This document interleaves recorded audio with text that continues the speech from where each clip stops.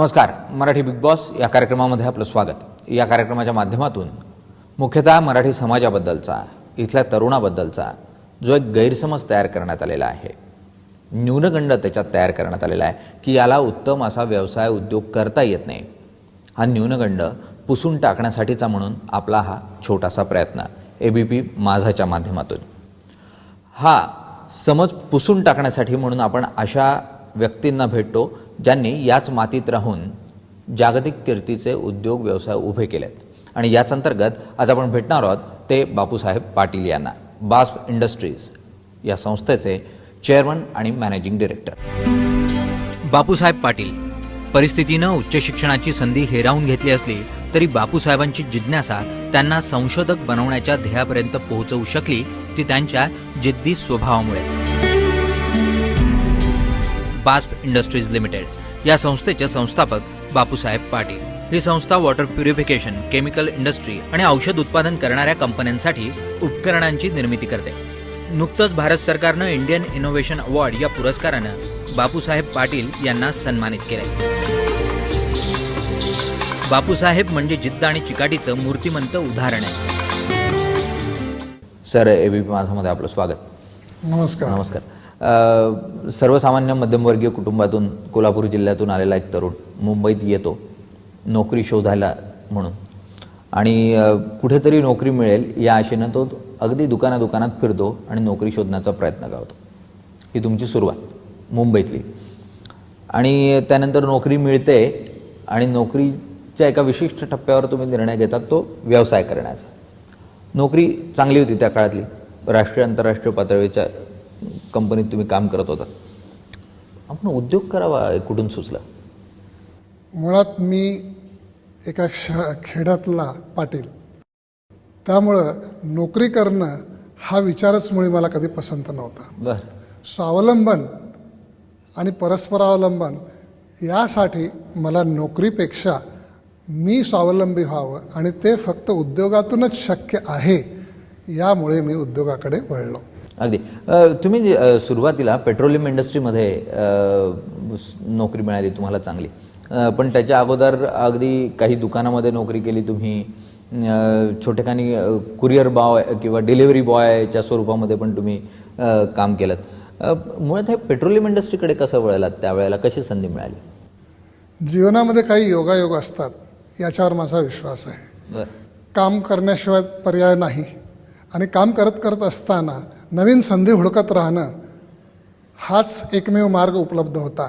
आणि अशावेळी बर्माशेल रिफायनरीसारख्या एका जगद्विख्यात कंपनीनं अप्रेंटिसशिपची म्हणजेच उमेदवारीची एक संधी द्यावी, म्हणजेच माझा जो चरितार्थाचा जो काही पैशाचा जो काही गरज आहे ती, आणि त्याचबरोबर ज्ञानाची लालसा किंवा शिक्षण उच्च प्रतीचं मिळणं, मला वाटतं ही एक फार मोठी मला संधी होती, आणि मी म्हणून त्याकडे आकर्षित झालो.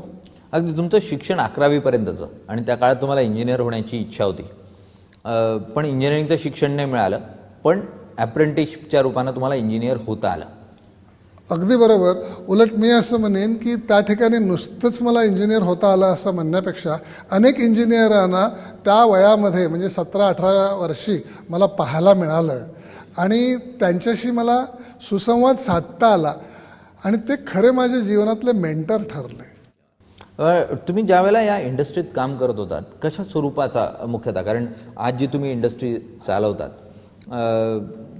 ती आणि तेव्हाचं प्रोफेशन, या दोघांना कसं जोडून बघू शकतो? कारण तुम्ही मध्ये फॅब्रिकेशनचं मोठं काम केलं, फॅब्रिकेशन इंडस्ट्रीत होतात. आज ज्या स्वरूपाचं तुम्ही काम करताय ती संधी कशी मिळाली? बेसिकली सर्वसाधारणपणे आपण कॉलेजमध्ये शिकतो, इंजिनिअरिंगचं शिक्षण घेतो. मला वाटतं मला जगातल्या सगळ्यात मोठ्या कॉलेजमध्ये शिक्षण मिळालं. बरं.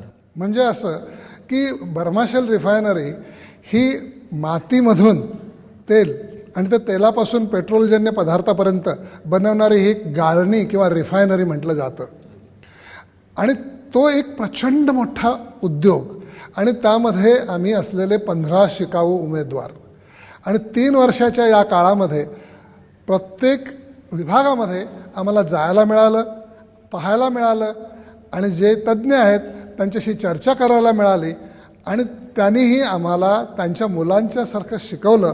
मला वाटतं हा माझ्या जीवनातला प्रचंड मोठा आनंद योग आहे. आणि मला वाटतं ते उद्योजकतेची किंवा सर्वसाधारणपणे नवविज्ञानाची खरी ओळख मला तिथे झाली. आणि तिथले त्यावेळेचे मॅनेजिंग डायरेक्टर HWJ नॅश होते. त्यामुळं एका ब्रिटिश माणसाकडून कशा पद्धतीनं पाहायचं असतं आणि एवढा मोठा व्यवसाय तो मनुष्य एकटा कसा हाताळू शकतो याचं सगळं दृश्य स्वरूपात एका लहान मुलाला पाहायला मिळालं. आणि मला वाटतं ते माझ्या दृष्टीने पुढच्या जीवनासाठी उपयोगी ठरलं. बर्मा शेल म्हणजे आत्ता जे चेंबूरमधलं हिंदुस्तान पेट्रोलियम आपण बघतो त्याच कंपन्यांना नाही, बर्मा शेल म्हणजे भारत पेट्रोलियम, आत्ताचं भारत पेट्रोलियम. आत्ताचं भारत पेट्रोलियम, तेव्हाची एसओ म्हणजे आत्ताचं Hindustan petroleum. Okay okay okay. आणि युनियन कार्बाईड त्याच्या बाजूलाच अगदी चेंबूरच्या त्या अनेकच्या जवळ रिफायनरीच्या अलीकडे फर्टिलायझरचा मोठा प्लांट आहे, राष्ट्रीय केमिकल्स अँड फर्टिलायझर्स, त्याला लागून. मुख्यतः रिफायनिंगचं ज्या वेळेला आपण म्हणतोय बर्मा शेलमधलं, आज जो बास्ट इंडस्ट्रीजचा व्यवसाय आहे तो रिफायनिंगमधलाच आहे. मग तो केमिकल रिफायनिंग असेल, वॉटर रिफायनिंग असेल, वेगवेगळ्या क्षेत्रात रिफायनिंग हे तुमचं स्पेशलाइज सेक्टर आहे, ज्याच्यासाठी तुम्ही पेटंटही मिळवण्याचा प्रयत्न करताय. तर मुळात काय रिफाईन करतात तुम्ही सध्या आणि कशा स्वरूपाचं तुमची टेक्नॉलॉजी आहे? मी अपघातानेच फिल्ट्रेशन किंवा शुद्धीकरण या क्षेत्रामध्ये आलो.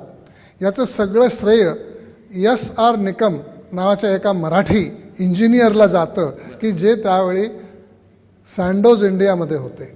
ओके. त्यांनी मला तो फिल्टर दिला. तो पूर्वी आयात व्हायचा स्वित्झर्लंडमधून आणि आयात पर्यायी संयंत्र बनवणं हे माझ्या दृष्टीने एक संधी वाटली. कारण त्या काळी आपल्या देशामध्ये परदेशी चलन मिळणं फार दुरापास्त होतं.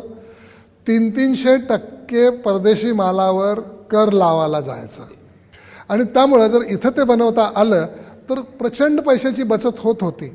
आणि हे त्या निकमांना माहिती होतं, मला माहिती असायचं काय कारण नव्हतं.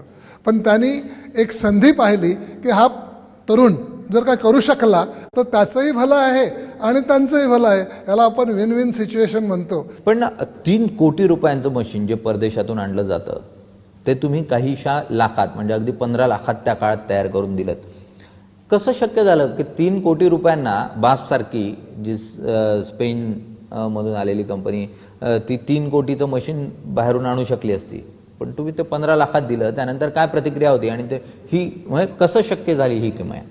आपण थोडासा साधा विचार करूया की ही जी काही मशिनरी आहे ती लोखंडाच्या विशिष्ट प्रकारच्या लोखंडाने बनवलेली असते आणि त्याचं आकारमानही खूप मोठं असतं. तर त्याला आम्ही व्हेसल म्हणतो किंवा त्याला आम्ही भांडं म्हणतो. आता ते भांडं काम करतं का भांड्यातलं गाळणी ज्याला आपण म्हणू, ज्याला फिल्टर म्हणून ते काम करतं. मग त्याचा जर विचार कराल तर तुमच्या लक्षात येईल की भांडी बनवणं आपल्याला नक्की जमतं, पण खरी किंमत त्या भांड्याची असते कारण त्याचं आकारमान मोठं असतं, वस्तुमान मोठं असतं आणि त्याच्यामध्ये लागणारा जो फिल्टर असतो तो फिल्टर छोटाच असतो. आपल्या शरीरातली किडनी किती मोठी आहे खरं. तर तसा ज्यावेळी तुम्ही विचार कराल तर मग जे महत्त्वाचा जो काही इन्ग्रेडियंट होता ज्याला आम्ही फिल्टर म्हणू, जो या देशात तयार होत नव्हता, पहिल्यांदा तो आयात केला गेला आणि तेव्हाही लक्षात आलं की अरे हे आपण इथं बनवू शकतो.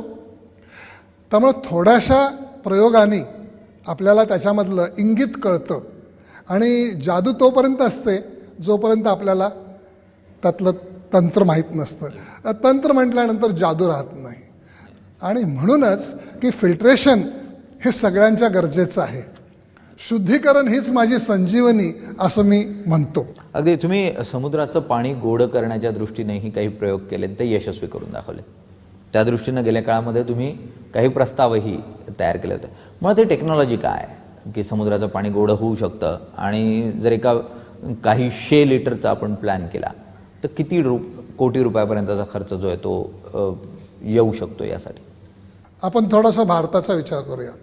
भारताला प्रचंड मोठा समुद्रकिनारा आहे. आता मुंबईसारख्या शहराला 100-150 किलोमीटरवरून पाणी आणावं लागतं.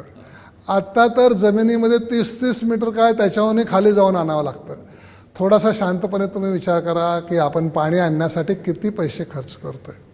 पण तेच आपला समुद्रकिनारा एवढा जवळ असताना हा सगळा खर्च वाचेल का नाही? म्हणजे हा झाला एक भाग. दुसरा भाग, समुद्राचं पाणी म्हणजे नेमकं काय? समुद्राच्या पाण्याला आपण मिठाचं पाणी म्हणतो किंवा मीठ जास्त असलेलं पाणी म्हणतो किंवा ज्याला सलाईन वॉटर असं आपण म्हणू. त्यामुळं त्याच्यामध्ये क्षार जास्तीचे आहेत. तर ते जास्तीचे क्षार जर आपण काढले तर आपल्याला पिण्याच्या लायकीचं पाणी होऊ शकतं. आणि हे पूर्वापार सुरू आहे. ते जेव्हा सुरुवातीला काम केलं जायचं तर समुद्राच्या पाण्याचा एक दुर्गुण म्हणूया किंवा इंडस्ट्रियली विचार करत असताना त्याला लागतं ते टायटॅनियम लागतं. तर टायटॅनियम अतिशय महाग आहे आणि पुन्हा त्याला हीट लागते. तेव्हा ऊर्ध्वपातनाने म्हणजे पाणी उकळून त्याची वाफ करायची आणि पुन्हा त्याचं कंडेन्सेशन करून ते पाणी घ्यायचं. त्याला आपण डिस्टिल्ड वॉटर म्हणतो. पुन्हा याच्यामध्ये बरेचसे प्रकार, पुन्हा त्याच्यामध्ये न्यूट्रिएंट्स मिसळावे लागतात. थोडक्यात हा अव्यापारुष्य व्यापार आहे.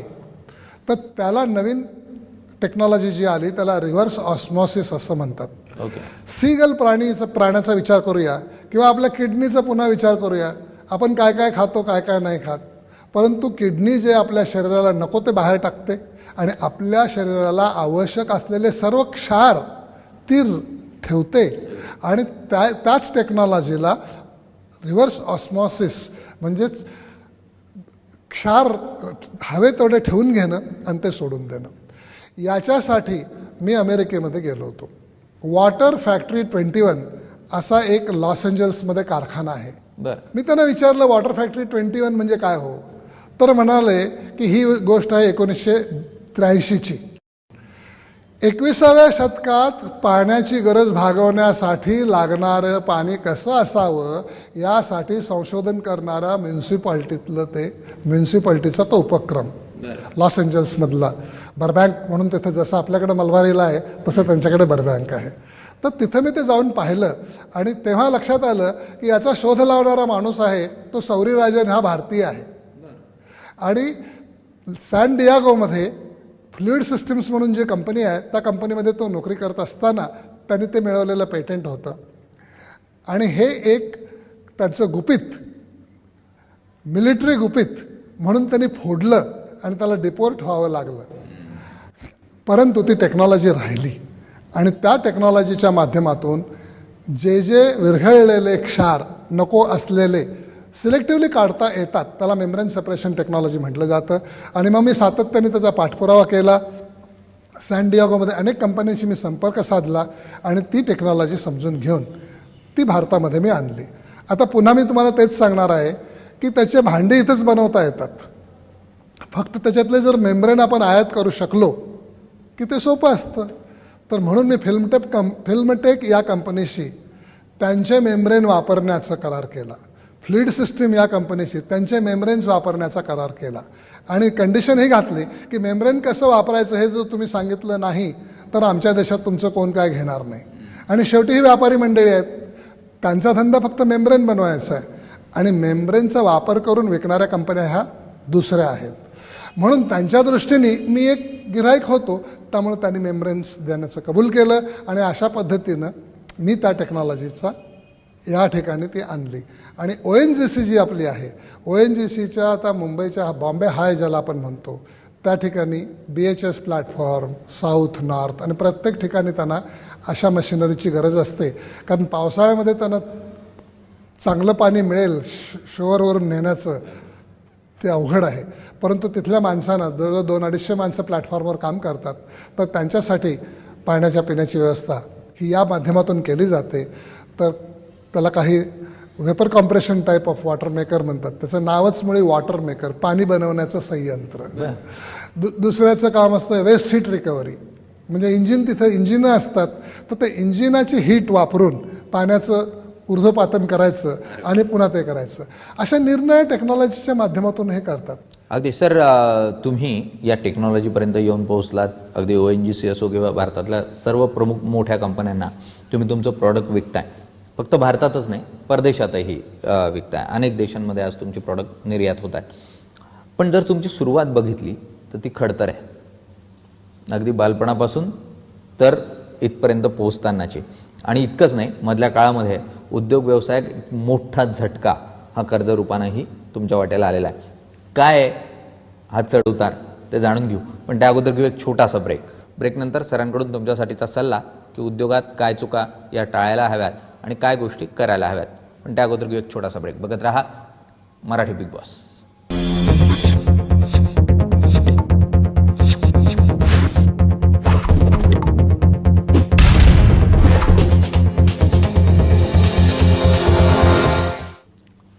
मराठी बिग बॉस या कार्यक्रमामध्ये आपलं पुन्हा एकदा स्वागत. आपण चर्चा करतोय ती बापूसाहेब पाटील यांच्याबरोबर, बास इंडस्ट्रीजचे CMD बापूसाहेब पाटील. सर, तुम्ही जी वॉटर प्युरिफिकेशनची टेक्नॉलॉजी आम्हाला सांगितली, तुम्ही मोठमोठ्या कंपन्यांना ती देताय, विकताय आणि जे कोट्यवधीला प्रॉडक्ट परदेशातून आणावं लागायचं ते काही लाखामध्ये तुम्ही भारतीय बाजारपेठेमध्ये उपलब्ध करून देताय. पण मुळात या प्रॉडक्टला बाजारपेठ आहे हे कुठे आणि कसं कळलं? तर पाण्याचा जर तुम्ही विचार कराल तर मी 3 पैशात 1 लिटर पाणी कधीही देऊ शकतो हे सांगून सुद्धा ते कोणी घेतलं नाही.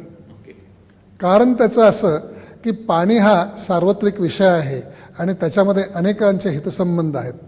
ते जेव्हा माझ्या लक्षात आलं तर पाण्यात बुडालेला मी ह्याच्यातून बाहेर येण्यासाठी अशा ठिकाणी लक्ष दिलं की ज्याला आपण फार्मास्युटिकल किंवा औषध व्यवसाय, कारण औषध व्यवसायामध्ये प्रमाणितपणा हा डॉक्युमेंटरी लागतो. अगदी पाण्याच्या बाबतीत ते काय लागत नाही. म्हणून कोणी उठावं आणि पाणी विकावं ते दिसलं डोळ्याला चांगलं की झालं, पण औषधाच्या बाबतीत तसं नाही. आणि सुदैवाने ठाण्याच्या आजूबाजूला जर बघाल तर सँडोज होती, त्याचबरोबर आता मी हेक्स इथं मुलुंडमध्ये होती, अशा कंपन्यांना लागणारी मशिनरी BASF होती, नोवार्तिस आहे. तर या सगळ्यांना लागणाऱ्या ज्या मशिनरी आहेत त्या मी बनवायला लागलो. त्याच्यासाठी जसं मी अमेरिकेला जाऊन हे शिकवून आलो पाण्याचं, त्याच्या अगोदर मी एव्हिएशन फ्युएलसाठी मी काम केलं, ते वेलकॉन फिल्टर्सकडून मी शिकून आलो. तसंच मग युरोप हा जो आहे, युरोपने खूप काम केलेलं औषधावर, अमेरिकेपेक्षा जास्त काम त्या ठिकाणी झालं. तर त्यांची मशिनरी मी इथे या ठिकाणी बनवावं लागलो आणि आयात पर्यायी संयंत्र मी द्यायला लागलो. आणि मग ती रोश असू दे किंवा आता हायकल असू दे, ह्या सर्व लोकांना मी ती मशिनरी देत असतो. ज्या उद्योगामध्ये वाढ दिसत होती आणि गरज दिसत होती त्या औषध उद्योगाला, म्हणून वॉटर प्युरिफिकेशन सिस्टम्स ज्या आहेत त्या तुम्ही पुरवायला सुरुवात केली आणि त्या इंडस्ट्रीयल वॉटर प्युरिफिकेशन आज घरगुती स्वरूपात वापरल्या जातात तशा नाहीत. सर, हा व्यवसाय वाढवण्याच्या दृष्टीनं तुम्ही प्रयत्न केला, पण मधल्या एका टप्प्यावर खूप मोठ्या प्रमाणावर कर्जबाजारी होण्याची वेळ तुमच्यावर आली आणि जे साम्राज्य तुम्ही उभं केलं होतं ते विकूनही टाकावं लागलं. मात्र तुम्ही काही कच खाल्लेले नाही, त्यानंतरही तुम्ही पुन्हा एकदा उद्योग उभा केला यशस्वीपणे. काय होतं आणि काय चूक झाली या ठिकाणी?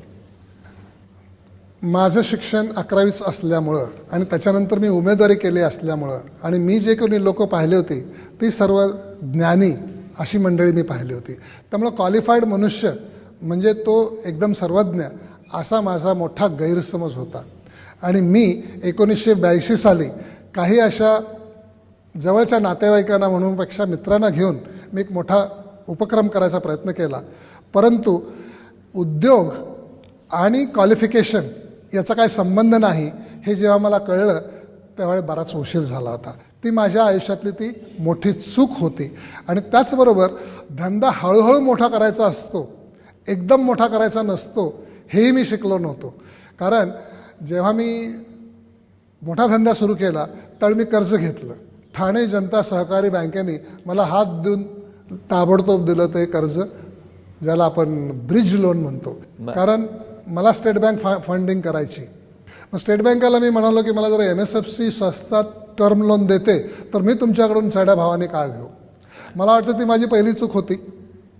ती चूक नंतर कळली आणि म्हणून मी ब्रिज लोन घेतलं. ही दुसरी चूक केली आणि त्यामुळे माझ्याकडचा जो असेट होता माझ्या पैशाने घेतलेला, तर त्याला वर्किंग कॅपिटल ज्याला आपण दररोजचं खेळतं भांडवल कमी पडलं आणि भांडवल ज्यावेळी कमी पडतं धंदा मंद होतो आणि धंदा मंद झाला तर सगळ्यात पहिल्यांदा आपल्या जवळचे लोक दूर व्हायला लागतात, कारण त्यांना ते कळलेलं असतं आणि मग तुम्ही खरेच एकाकी पडता. आणि त्यामुळं मला माझी बिल्डिंग किंवा माझा असेट मी विकला, कारण मला शांत झोप ही जास्त महत्त्वाची. कारण काम करायचं असेल तर डोकंही थंड पाहिजे. अगदी. पण कर्जबाजारी झालात, काही ॲसेट्स विकावे लागले, त्यानंतर तुम्ही पुन्हा एकदा जुन्या शेडमध्ये येऊन तुमचा उद्योग उभा केलात आणि आजही जोमानं तुम्ही उद्योग चालवतायत. मुळात हे जे बीज होतं कष्ट करण्याचं हे गावातलं, कोल्हापूर जिल्ह्यातून तुम्ही आलात आणि वडिलांनी वरच्या शिक्षणाला किंवा उच्च शिक्षणाला काही पैसे बिसे मी देणार नाही, तुला तुझ्या जीवावर काय करायचं कर असं सांगितलं. मुळात वडील मदत करायला तयार नव्हते, त्याला काय वडिलांना तुम्ही काय सांगून म्हणून बाहेर पडलात घरातून? वडील मदत करत होते, परंतु त्यांची त्यावेळची परिस्थिती समजण्याची अक्कल मला नव्हती. बरं. वास्तविक आमच्याकडे शेतीही होती आणि त्याचबरोबर व्यापारही होता. तर वडील माझे आजोबा वारल्यामुळं एकाकी पडले होते आणि त्यामुळे ते शेतीकडे ज्यावेळी लक्ष देत होते त्यावेळी व्यापारात नुकसान होत होतं आणि ज्यावेळी ते व्यापारात नुकसान होत होतं त्यावेळी शेतीत फायदा होत होता, त्यावेळी शेतीत नुकसान होत होतं. म्हणजे त्यांना दुहेरी ते अडकित्यात होते आणि मला ते समजायचं वय नव्हतं. हे मी बाप झाल्यानंतर आज कळतं. अगदी. सर, तो जो जिद्दीपणा होता तो तुम्ही घेऊन मुंबईत आलात आणि मग मुंबईत निवारा शोधायला सुरुवात केली. त्यावेळीचं वातावरण कसं होतं आणि कसा मिळाला तुम्हाला निवारा आणि रोजगार? पहिल्या दिवशी एका रसिकलाल हरिलाल संघवी नावाच्या कुठल्याही ना जातीच्या ना पातीच्या काही संबंध नसलेल्या माणसाने मला फक्त विचारलं, बाळ किती शिकलास तू? मी म्हटलं 11वी. आणि मी काय काम मागत होतो, मला असंच काम पाहिजे आणि तसंच काय पाहिजे असं नव्हतं. तर ते सहृदयी गृहस्थ होते आणि त्यांना कुठंतरी वाटलं की हा होतकरू दिसतोय, कारण मी फर्स्ट क्लास फर्स्ट होतो हे त्यांना मी सांगितलं होतं. मग तेच मला पहिल्या दिवशी घरी घेऊन गेले आणि दुसऱ्या दिवशी त्यांनी मला एका कमानी ऑइल मिल्समध्ये त्यांनी मला ऑफिस बॉय म्हणून नोकरीला लावलं. आणि तो किसन दलाल नावाचा एक मनुष्य, तो त्याच्यामधला मध्यस्थ होता. अर्थात मी काय या ठिकाणी ऑफिस बॉय बनायला आलो नव्हतो, परंतु मला माझे सर्टिफिकेट मिळवण्यासाठी मी पुन्हा माझ्या शाळेत गेलो, सर्टिफिकेट घेऊन आलो आणि मी शेतकरी सहकारी संघात उभा राहिलो. तेव्हा त्याही माणसाने मला विचारलं किती टक्के मार्क? मी म्हटलं 63%. ते माझ्याकडे बघत राहिले. लिहिता येतं का म्हणून विचारलं आणि मी लिहिलं आणि नंतर म्हटलं तुझे अक्षर छान आहेत, तुला 85 रुपये मिळतील लगेच आणि 2 महिन्यानंतर 185 मिळतील, काय करतोस? म्हटलं मला चालेल की. सायनला जातोस का? तुम्ही पाठवाल तिथे? तर ते म्हणले त्यांना एका मुलाची गरज आहे, तेव्हा तू तिकडे जा. मग त्यांनी मला सायनला पाठवलं आणि बॉम्बे मोटर ट्रेनिंग स्कूलमध्ये सूर्यकांत हंजे अशा त्यांच्या मित्राकडे त्यांनी शिफारस केली माझी आणि मी त्या ठिकाणी एक क्लार्क म्हणून लागलो आणि मग मी RTOची कामं करायला लागलो. अगदी. सुरुवातीच्या काळात तुम्ही RTOची कामं केलीत, पण ही जी नोकरी RTO पर्यंतची जी नोकरी आहे, मी असं ऐकून आहे की तुम्ही अगदी दुकानात जाऊन की रोजगार आहे का, मला नोकरी मिळेल का, अशा स्वरूपात विचारणा करत म्हणून मुंबईतल्या टाउन भागामध्ये दिवस काढला. तुम्ही मगाशी त्या बॉम्बे व्यापाराबद्दल बोललात की नाही, तर मला असं वाटायचं की मुंबईला तिकीट बिकीट काय लागतच नाही, म्हणून मी बिन तिकिटाचं आलो होतो. आणि मग जिथून मला स्कॉलरशिप मिळत होती त्यांच्याकडे मी नोकरी मागितली. मग माझं वय 16 म्हटल्यानंतर ते म्हणले तुला नोकरी मिळणार नाही. मग त्यांनीच मला सांगितलं की, मी म्हटलं आता माझ्यासमोर पर्याय काय? तर म्हणले तू दुकान नाही तर हॉटेलमध्ये जा. मग ते आता पहिल्या दिवशी कुठंतरी खायला तर पाहिजे आणि प्यायला तर पाहिजे, मग काम तर मिळाल्याशिवाय खाणार काय आणि पिणार काय? म्हणून प्रत्येकाला विचारत सुटलो. तर त्या फिरोजशाह मेथा रोडपासून मुळजी जेठा मार्केटपर्यंतचा माझा काय तासभराचा चालायचा पायी प्रवास होता. तेवढाच तो माझा प्रवास आणि तेवढाच तो देव माणूस भेटला, काय फार काय लागलं नाही. आणि पुन्हा संध्याकाळी 5 वाजता तो मनुष्य मला 16 किलोमीटर त्याच्या फियाट गाडीतून घेऊन गेला. कुठं आलो या ठिकाणी अडचणीचा भाग. अगदी. मुळात तर उभं होत असताना लोक किती स्ट्रगल केलं, किती मेहनत केली, अशा पद्धतीने स्वतःच्या मेहनतीचं वर्णन करत असतात. पण तुम्ही मी एक असा आनंद घेत शिकत गेलो हे सांगण्याचा जो तुमचा उत्साह आहे तो बघून निश्चितच नव्या पिढीला एक वेगळा आनंद किंवा एक प्रेरणा जी आहे ती निश्चितपणे तुमच्या माध्यमातून मिळणार आहे. पण सर, एक उद्योग जे नवे पिढीतले लोक आहेत जी उद्योग करू इच्छितात आणि ज्यांना नव्या उद्योगात यायचं आहे, त्यांना म्हणून तुमचा काय सल्ला असेल? जाते घडी ही आपली साधा, करा काय ते आत्ताच करा, चित्तामध्ये धैर्य धरा रे, प्रभूवरी ठेवा भाव पुरा. आजचा जो काही युग आहे ते संगणकाच्या युगापासून फार पुढे आलेला आहे. व्यापार हा आजच्या युगात चालतो, तेव्हा नवीन काय आहे, नाविन्य काय आहे आणि त्याच्यामध्ये आपल्या काय संधी आहेत त्या जर आपण हुडकल्या तर आपण नेहमी पुढेच राहू. खरं. तर तो उद्योग म्हणजे पैसे मिळवणे एवढाच उद्योग असतो का? तर जे मला समाजाने दिलं, मी वेस्टर्न घाटाबद्दल न्यूयॉर्क बॉटॅनिकल गार्डन्समध्ये ऐकलं, 166 औषधी वनस्पतीवर त्यांनी काम केलं आणि हा आमचा Sahyadri 60% biodiversity of the whole world and 1.4% earth cover हे समजल्यानंतर मला माझी घोडचूक लक्षात आली की अरे माझ्या घराजवळच एवढं मोठं अंगण होतं आणि त्या अंगणात न खेळता मी जगाच्या अंगणात जाऊन आल्यानंतर मला माझी किंमत कळली. मग तेव्हा मी ठरवलं की कोल्हापूरकडे जायचं, कारण माझं गाव तिथं आहे आणि तिथल्या शेती शाळेमध्ये किंवा ह्या शेतीच्या रूपाने येणाऱ्या नवविज्ञानामध्ये ज्याला बायोटेक्नॉलॉजी म्हणतात त्याच्यात काम करायचं. अशा पद्धतीनं आम्ही आल्प्स फाउंडेशनची एक संकल्पना सोडली. त्याचबरोबर बास्प लाईफ सायन्सेस म्हणून एक नवीन कंपनी निर्माण केली. त्याच्या माध्यमातून आम्ही औषधंही बनवायला सुरुवात केली संशोधनाधारित. आणि त्याचबरोबर आज 180 विद्यार्थ्यांना आम्ही पॉलिटेक्निक म्हणून तंत्रशाळा शेती तंत्रशाळेमध्ये शिकवतो. तेव्हा हा नवीन उद्योग आहे. अगदी आणि शेवटच्या क्षणापर्यंत मी उद्योगी राहिलो तरच मी समृद्ध राहणार आहे. आणि मीही माझ्या आजूबाजूच्या लोकांना काहीतरी देत गेलो तर जीवन सार्थक झालं असं मला वाटतं.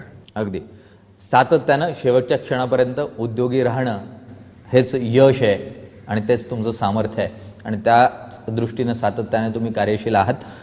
सरांनी दिलेला सल्ला हा स्पष्टपणे की ज्ञानाधिष्ठित असा उद्योग हा सहजतेनं आणि उत्तम पद्धतीनं करता येतो. खूप घाईगडबडीमध्ये कर्ज मिळतं आहे, त्यामुळे मोठ्या प्रमाणावर कर्ज उचला, मोठे प्रोजेक्ट हाती घ्या, अशा स्वरूपात उद्योग न उभा करता योग्य रचना करा. तुमच्याजवळ असलेली टेक्नॉलॉजी, तुमच्याजवळ असलेलं ज्ञान आणि मार्केटची असलेली गरज यांची सांगड घाला.